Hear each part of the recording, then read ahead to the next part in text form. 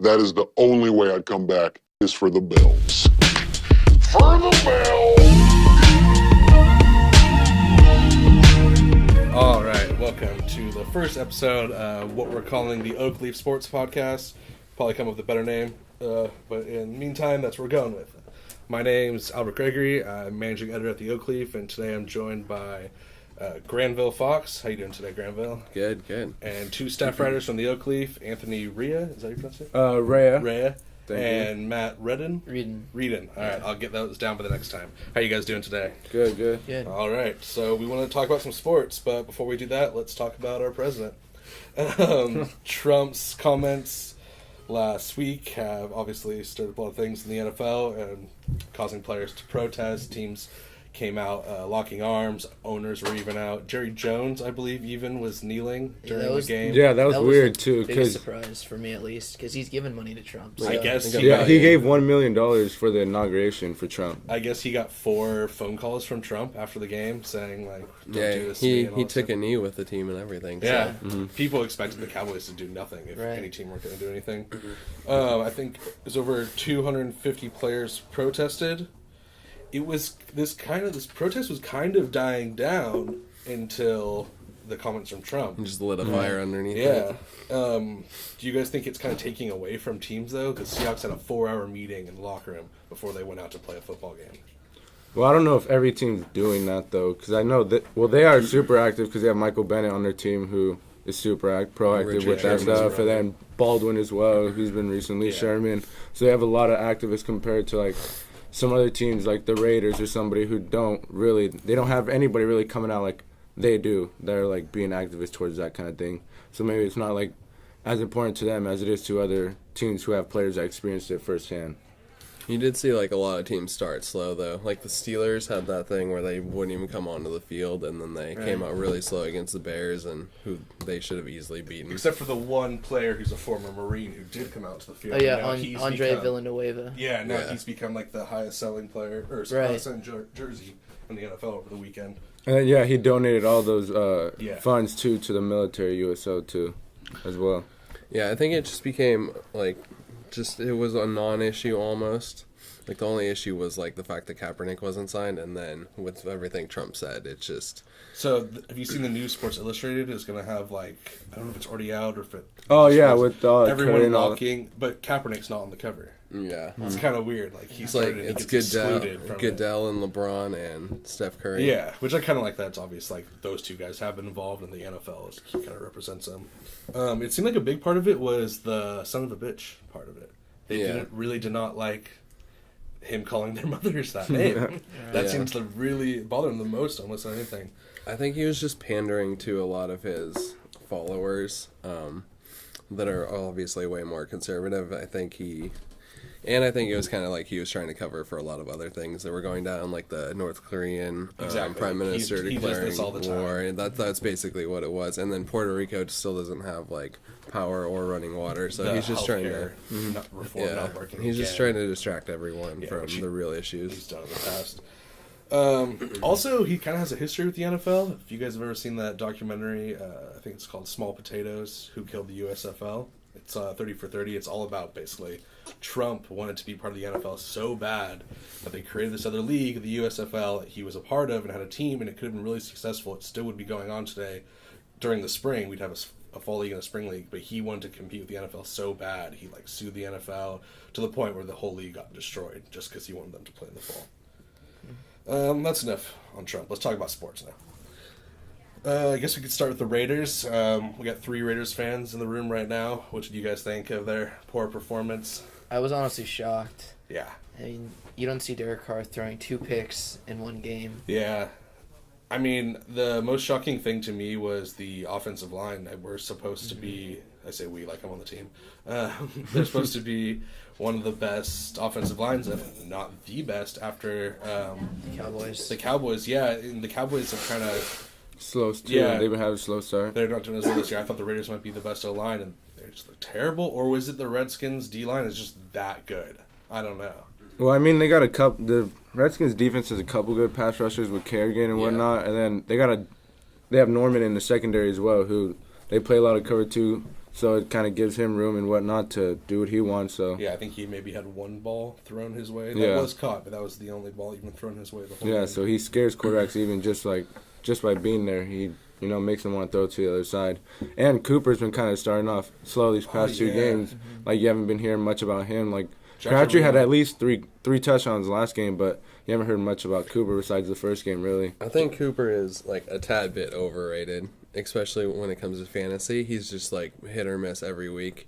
I feel I like agree. both of the receivers, like Crabtree and Cooper, it's like one of them has a good game and the other one Yeah, I just almost is a feel total dud. Crabtree's the more consistent one of the two. Yeah. Yeah, especially for PPR too, because they do. Well, they both get a lot of targets, though. So I mean, it's like that's why they're kind of a hit and miss. But I you saw know. some stat they haven't attempted a throw more than, or maybe it was completed a throw more than 20 yards down the field this season, which is Oh, Yeah, yeah. exactly. different from what they were doing last season. It's a lot of just like dump offs to What Crabtree. do you guys think about Marshawn so far?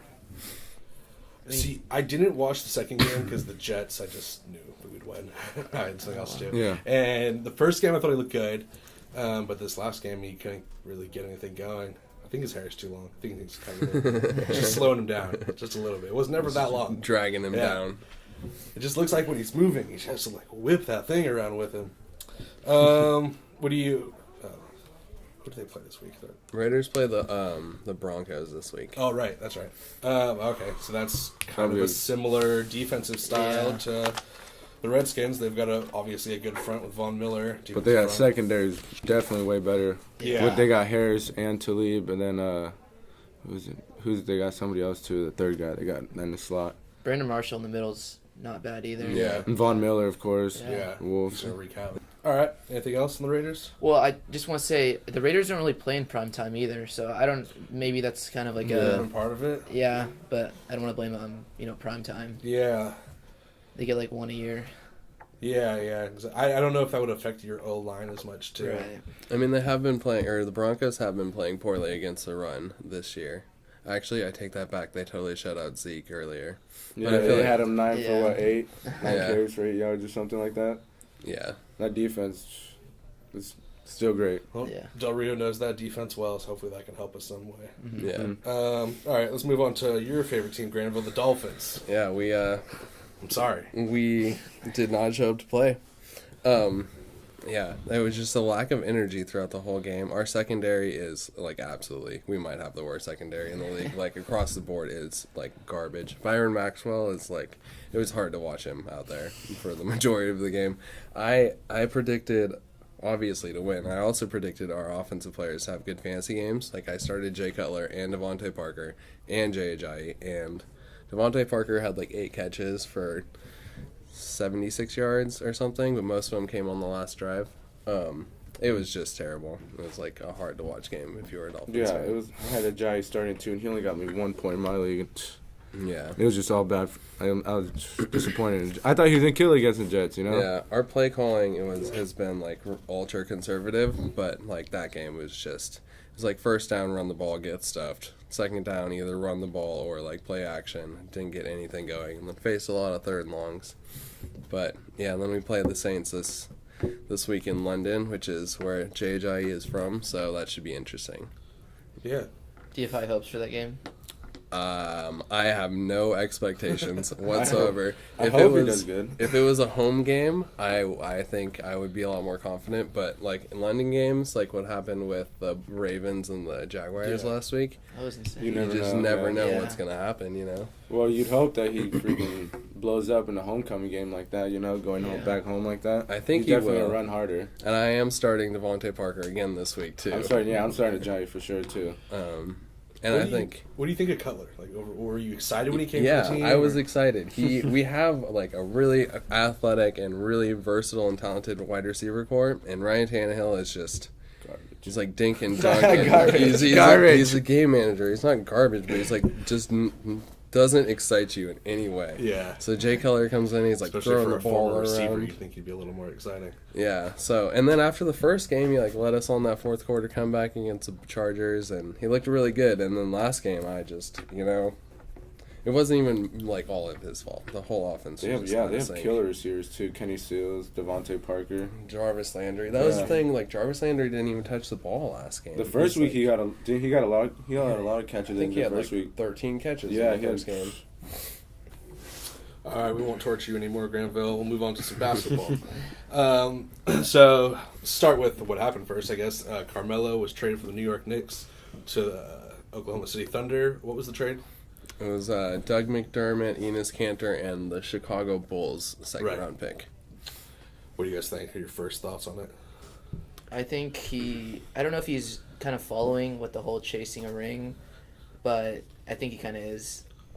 Yeah. He just I mean, had I to get guess. out. Well, I mean, if he was, I feel like he would have pushed harder maybe for the Cavs. Because then with that Cavs team, if D-Wade would still, it'd be like them three, you know?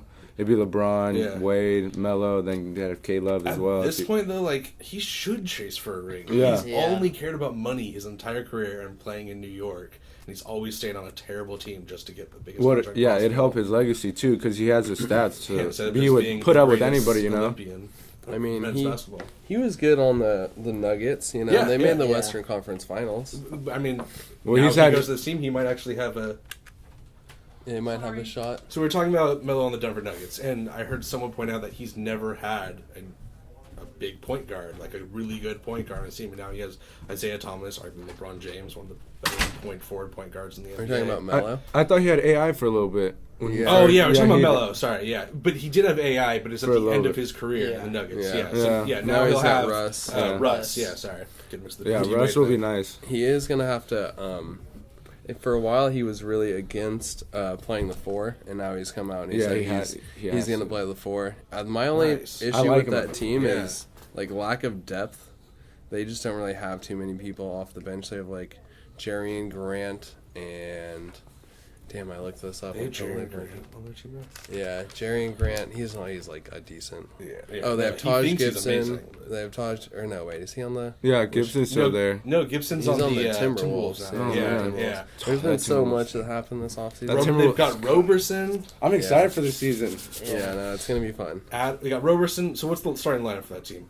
Russ, Roberson, Paul George, and then Melo, and then you have Adams at the Adams. 5. Yeah. That's That's a pretty good starting five. Yeah. I mean, Roberson can't shoot. you but just he's a have great Roberson. defender. Yeah, Roberson they'll probably always have him on the So you have best offensive you player. have two people who can't shoot. Oh, they have You have Alex. arguably three people who can't shoot because Russell Westbrook's not a good three. Their Yeah. bench is like. But he's Patrick, getting better. Their bench is Yeah. like Patrick Patterson, Raymond Felton, Kyle Felton's- Singler, Samaj Kristen, and like Alex Abrines. Felton's They're, definitely like- better than Payne from last year. Yeah, Yeah. for sure. But I think all time though Westbrook's one of the worst shooters. I think they've like broken down the stats. Really? He's in top like 3 of worst He three-point takes shooter about of all 80 time. shots. Yeah, a Well, yeah, because he they had took the so highest many. usage rate last year. Yeah, so how is that going to work? A team with Paul George, Melo, and Russ Westbrook. Well, it's probably going to be a lot of kicking out to Melo Is and Melo Paul going to be George. fine Hopefully. just like hanging out in the corner? I mean, he's I like don't he's one of the better spot up shooters in the league. But he kind of needs the ball. He does need the ball to be like really effective. Paul George, I think, it's gonna be weird. I think Russ is gonna have to transition the most from last year when it was like hand I the would just say Russ Melo. the ball and watch out. Yeah.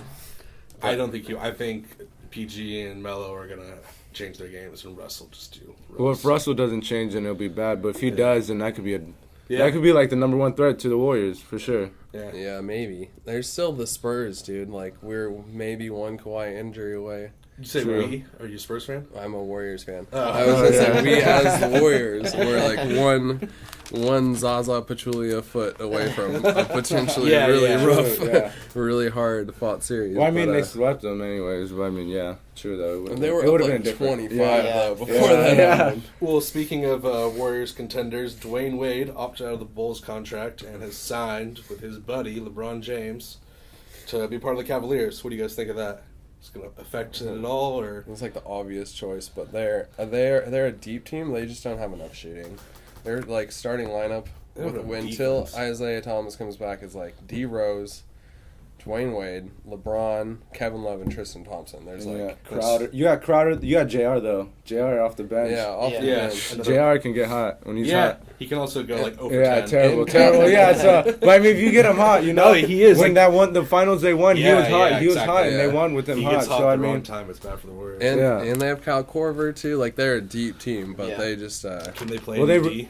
Because Derrick Rose can't play D. Crowder, Dwayne though. Wade's too old to play D at this Yeah. point. Crowder was a good defensive player. A lot of people say he's in the decline of that. Isaiah, he can't even attempt to play defense. He's so small. Yeah. You basically have LeBron and Tristan Thompson being a madman Yeah. on rebounds. yeah. But does defense even matter? I mean, the Warriors was one of the top defensive teams, but is It's that just as important I as their think that offense? like unbiasedly everything that's happened, it's like a straight arms race. And I think Houston is one team that we're leaving out, but Yeah. I just Yeah, don't that's what- see how you can beat. Like I just don't see anybody beating the Warriors. yeah, like, at least for barring another an 2 years injury or 3 or something.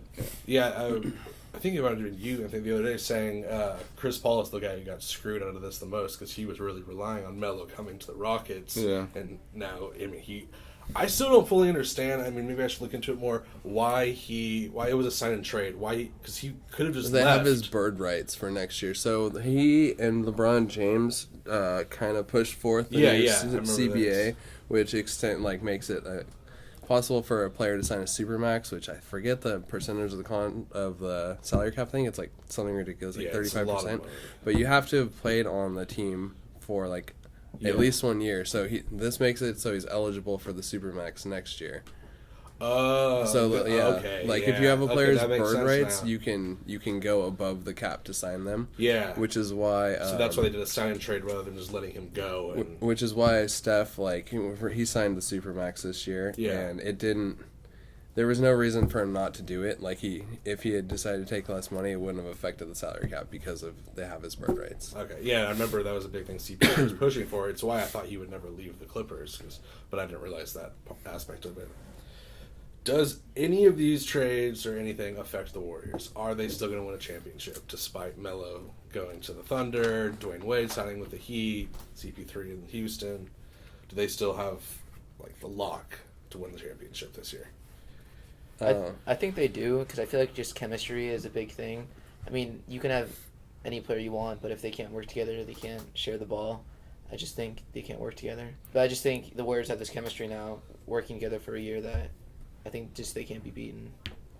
But their road's definitely the playoff. Like their journey's definitely be way harder now because the West is just loaded now. Because you got Jimmy Butler on the Timberwolves. I mean, you got the Rockets with CP3. The Thunder Bucks now aren't with bad everybody. either. Bucks are Bucks are good. on The the East, but the East. I So. just, maybe they can give a little shot Yeah. too. Yeah, but the West, it's definitely not going to be like a sweep every time like last time.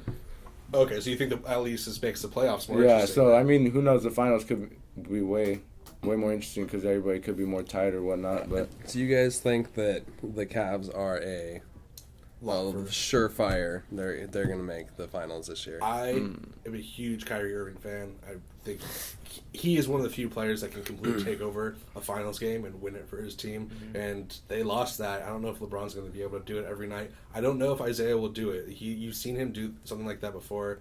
There was even that game in the Eastern Conference Finals, might have been, or round before, I can't remember. We had that big game and he completely took it over. I just don't know if he'll be able to do that the way Kyrie has done to us. Do you think that the Celtics have gotten improved enough with Gordon Hayward and Kyrie to... They did lose Avery Bradley and they did lose Jay Crowder. Do you think they've improved enough to beat the Cavs?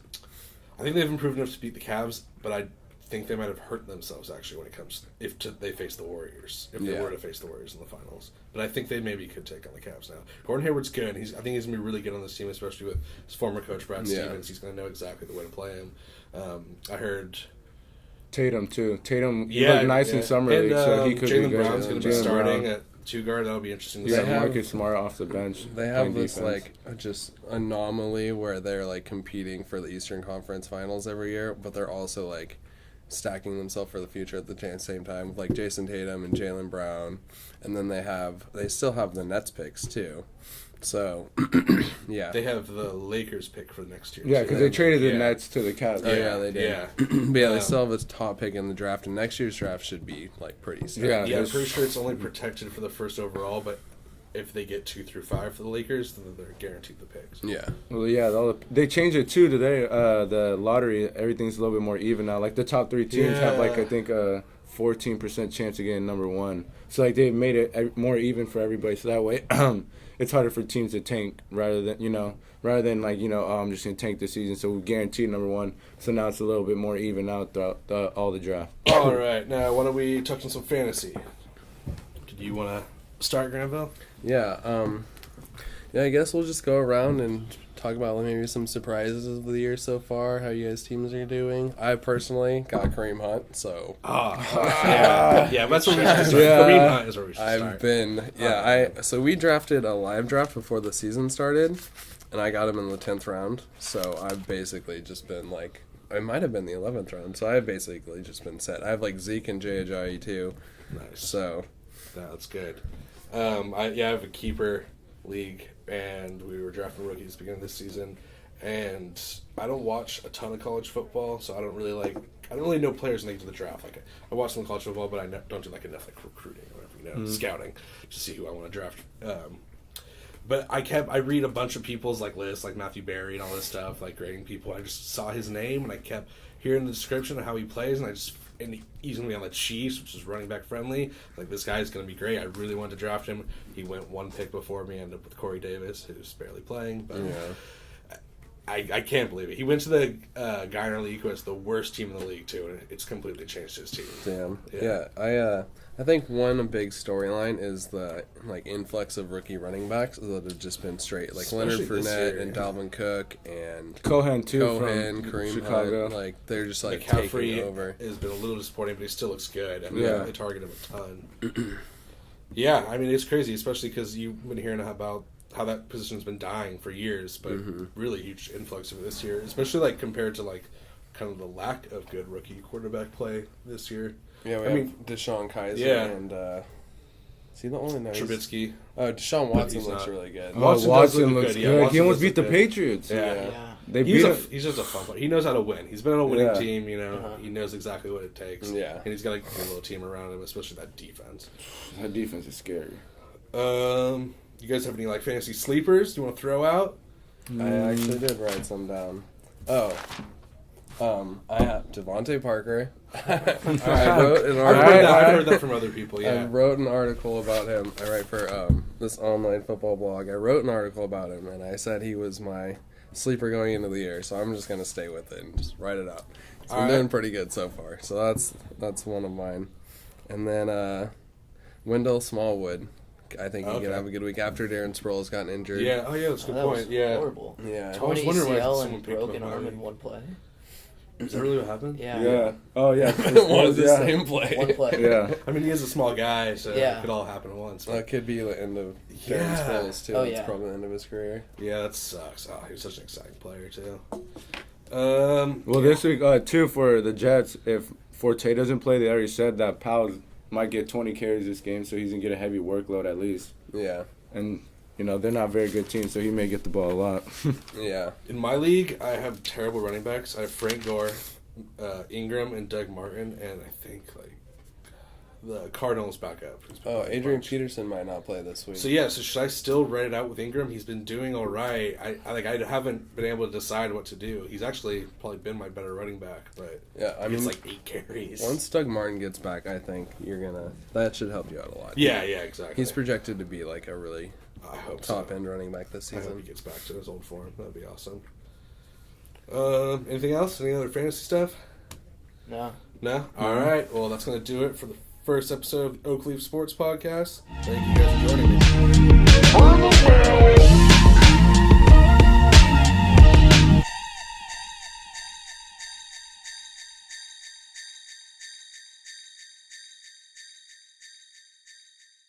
Bells.